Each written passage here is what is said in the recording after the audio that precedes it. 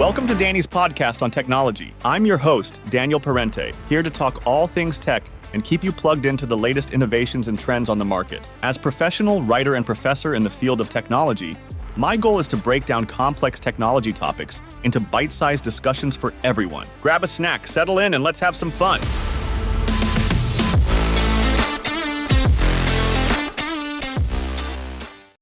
Hey everyone, thanks for tuning into this episode, which is about where embedded systems technologies are heading.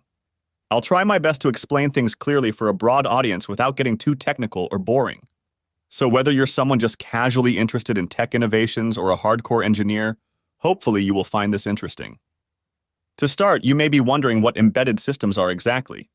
Simply put, embedded systems refer to computing chips and electronics that are integrated directly into machines, devices, and everyday objects we use in order to add some intelligent digital capabilities. So things like smart home appliances, fitness trackers, self-driving cars, or drones.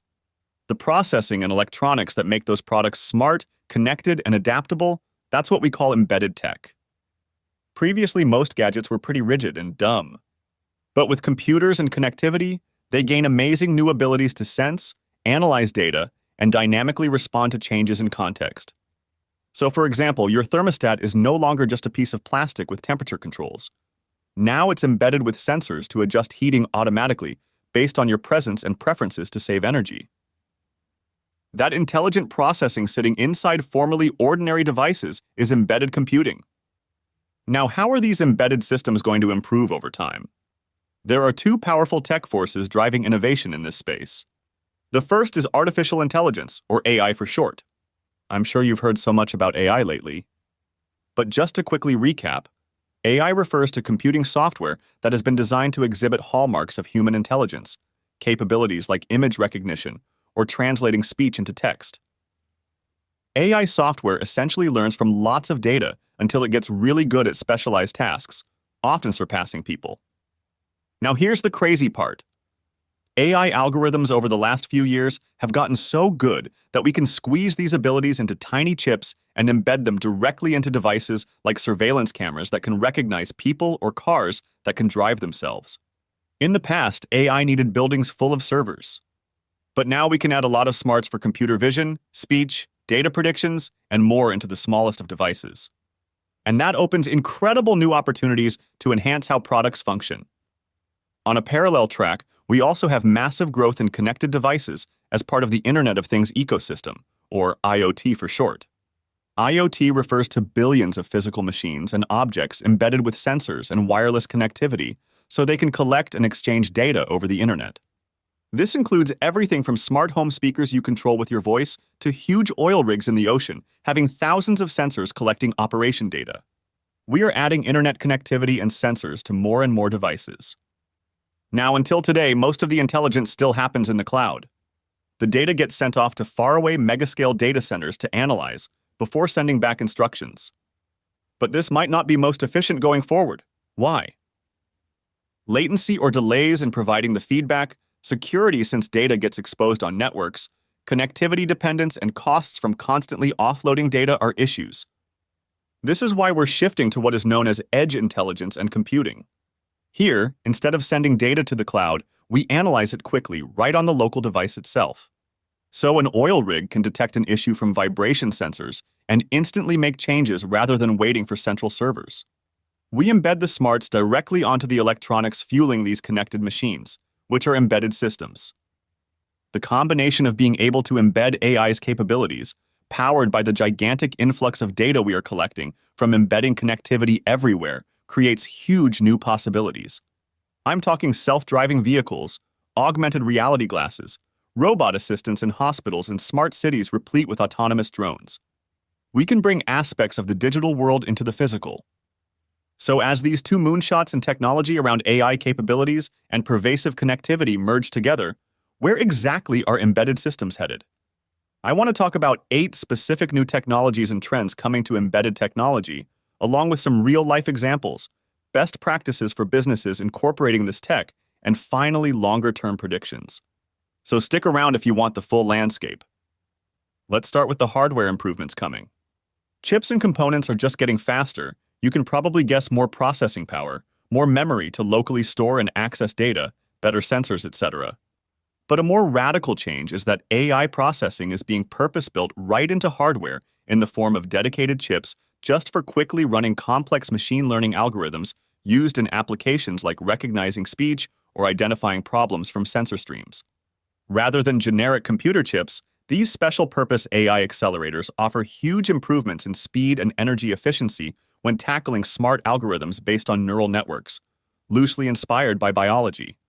Paired with standard hardware, splitting work between specialized domains allows major jumps. In addition, new techniques are allowing us to drastically cut power usage as well. This enables gadgets powered by energy harvesting, so your smartwatch may run indefinitely just off your wrist kinetic movements, or even tiny solar cells rather than plugging in repeatedly. Low power along with paper's thin, flexible displays lets make battery-free smart stickers, labels or badges for tracking objects for instance. Ultra-low power and freeing reliance from fixed power sources unlocks applications not feasible before. Further enhancing security is also crucial as risks scale exponentially with these networked systems embedded everywhere around us. New processors will integrate verification like tamper-proof packaging, encryption, blocking unauthorized code execution, directly at the hardware level rather than just software protections added later. So even if you put malicious code onto a controller chip, carefully segregated safe zones prevent bypassing protections built directly into the chip's logic gates and transistors. Resilience has to be designed intrinsically into the underlying electronic skeleton rather than hoping software catch mechanisms will suffice. In terms of software, a central concept is pushing more analytics and machine learning down to the extreme edge devices themselves, rather than offloading it all to the cloud, which has drawbacks. Computer vision analysis to detect people, algorithms making personalized medication decisions inside smart insulin pumps, drones able to autonomously map terrain and react in milliseconds rather than wait for guiding commands from a cloud server hundreds of milliseconds away. When the hardware and sensors are bedside or on factory floors, we empower these endpoint devices with decision authority rather than externalizing that control. And it's not just processing we distribute. Today's discrete hardware blocks like sensors, processors, and memory get packaged in close, dense proximity rather than separate connected pieces. Google's Next Tensor Processing Unit puts memory literally on top of the processor, connected by dense fast links rather than long wires across a board. Even further along, transistors and sensors will reliably print directly integrated together as one unit using futuristic nanoengineering techniques. When sensors and computing tightly coalesce together, vaulting past existing limits, the possibilities seriously open up. Beyond core functionality, we need to make sure systems gracefully handle stresses and uncertainties thrown at relentlessly resilient systems. So intelligent health monitoring, self-healing behaviors, software OTA updates become needed capabilities, designing machines closer in lineage to biological systems than brittle electronics of the past. Your pacemaker dynamically backing itself up across redundancies rather than abruptly halting from any hiccups. Finally, to enable more expansive roles, the physical footprint keeps shrinking. Whether from cameras or motors, warehouse-scale supercomputers, or microscopic dust sensors, the components evolve slimmer year over year. And it's not just about being dainty and cute. Physical form has huge implications on where we can deploy intelligence, and thus the functional scope.